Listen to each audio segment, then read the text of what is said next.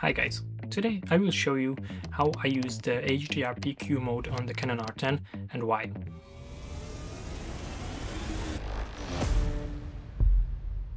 So you can enable it in the menu. First, you have to choose the video icon on the wheel. In the red menu, you have to go to the second page, and then the HDR shooting, HDR PQ, and then enable it. It says highlight tone priority to enable is recommended. Well, I don't use that, because in my experience when I use that, it's lifting up the shadow and generate noise in the dark areas. And why I use? Because with HDR PQ mode you will get a little bit more dynamic range and 10-bit colors. Because I would like to be as professional as possible, I want to use 10-bit colors so I can color grade my footage even more without any issue. Of course, the really pro colorist can color grade 8-bit footage so easily and so nicely, but like I said, they are pros. If you use the HDR PQ on the Canon R10, it will generate H.265 422 video, because it's an H.265 codec, and this file is not so editing software friendly. But when I import my files to DaVinci Resolve, my first job is to generate proxy files, and when it's done I can edit easily and smoothly. It takes time to generate those proxy files, but it's worth it for me. How to color grade the HDR PQ footage? Well, this is a huge thing because almost no one talks about the HDR PQ mode in YouTube. I mean, especially with the Canon R10, for example. Mostly, I think because nowadays almost every camera has a log profile to shoot with instead of HDR PQ, but the R10 don't. That's why are we here, right? And I use the mode HDR PQ with the faithful picture profile on the R10 now. Yeah, I used to use neutral profile and dial down some values, but now I use the faithful profile.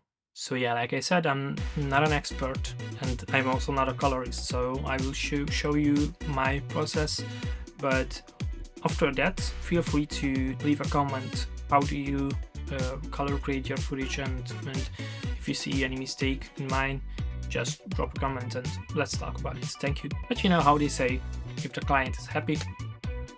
Let's see this footage for example, and let me tell you, now we will just make a basic color grade. No cinematic look, just to see what we have to do with our HDR PQ footage to look normal. We need at least 3 nodes. On the first node, we apply color space transform. And what we do now is to tell DaVinci Resolve that we want to work in a wide color space. So we can tweak the colors as much as we want. To do that, with the color space transform, set the input color space to Rec 2100. Just want to mention that I found this color space input and gamma about the HDR PQ on Google, because like I said, I can't find too much information about the HDR PQ and how to use correctly or something. So after the color space, set the input gamma to ST284. Now the output color space should be DaVinci Wide Gamut and the output gamma is DaVinci Intermediate. Now we have a bigger color space to work with. But don't forget to use the third node like this. We apply the color space transform also here. So let's change the input to DaVinci Wide Gamut and the gamma to DaVinci Intermediate. And the output color space we want Rec 709 and gamma 2.4. So like this, we set up our color space and all the other technical things we need. And in the second node, you can just do your basic color grade.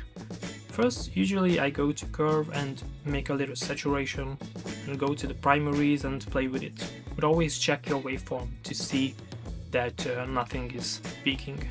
Export. Don't worry, when we created proxy files, if you export your footage, it will be the full resolution you recorded.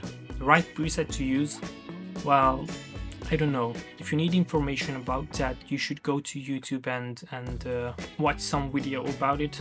But for the sake of this example, I will just use YouTube 4K, and that's it. I really hope that it will help you to use HDR PQ mode on your Canon R10. And now, you know a little how I color grade my footage. Thank you for asking me about this topic, and you can always use the comment section to tell me what you would like to see from me.